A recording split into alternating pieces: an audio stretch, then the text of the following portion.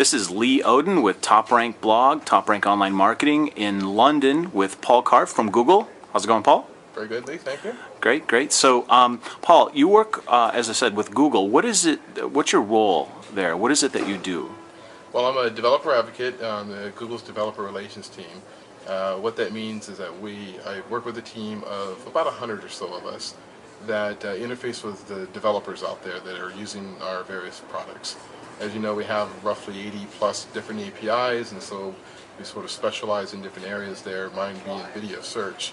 And we listen to the community, we communicate to the community within our specific area of interest and try to provide that outreach support to those developers.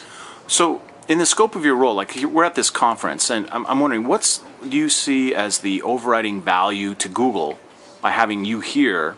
And what's the value to the delegates for having someone like yourself available maybe to ask questions of and that sort of thing? That's a good question. What I enjoy about coming to these conferences is it allows me to represent Google and share information, give them updates as to what new information we might have, things that we've seen trending in problem sets or issues that have come up with our various products, and I can communicate to the community those changes and provide that information. But I'm also able to listen to the feedback from the individual users. They have the opportunity to come up to me and say, I've got this problem. And I find that they're usually not the only one with that problem. And so then I can take that, help solve their issue, hopefully, but also then go back and investigate and see what other bigger issues that we have. So you're working with video search, and I'm just wondering, what are some of the common pitfalls that you're seeing website owners, webmasters having with video, getting it into YouTube, getting it into Google? So specifically with the Google Universal Search, Google Index, one of the biggest ones that we see is they'll do everything right. They'll pull together a video sitemap and they'll get it submitted, but yet we aren't able to pull that information in. And the issue tends to be that with the Google Video Sitemap, you have to provide a number of pieces of information. You know, the play page, a title description, a thumbnail.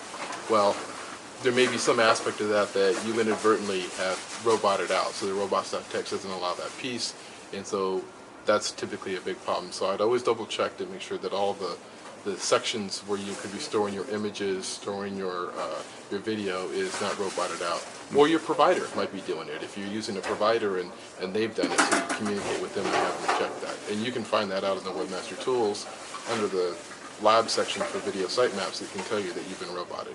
Awesome. So what are some tips? Like, what are some best practices? One or two things that people just absolutely need to make sure they get right when submitting or working with video sitemaps? Develop your video sitemap, submit it whenever you have changes. You do not have to wait for us to algorithmically come in and pull it. You can actually do a ping and tell us that you've updated it, and we'll go fetch it for you. Keep it current. Use not just the standard tags that we provide, that we recommend, but use some of the optional, highly recommended ones, such as geo-restriction, such as expiration dates. And if you are going to expire data, then you can do the cloaking rule, I guess they say, is you actually do a 404 for the Google bot. Let us know, let any of the bots know that you have actually removed that page, 404 it, and then we can remove it out of the index as well. Okay, and I guess one follow-up question to that would be benefit. I mean, what's the primary benefit? I mean, I suppose it could be inclusion, but essentially is that it, the primary benefit of submitting a video sitemap? So video is very hard to crawl. It's a piece of information that Google bots don't really understand.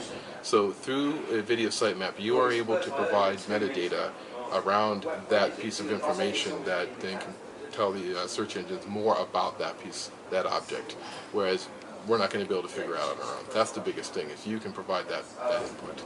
That extra, and the easier you make it for Google to do what it does, then there are benefits from a visibility standpoint. Exactly. The more likely you're going to get that into the index, and then you can go through your other standard SEO practices of the ranking side of it, right? But you got to get it into the index to start with, and this is the best way to do it. Super. So, where can we tell people to connect with you? Where are you active on the social web?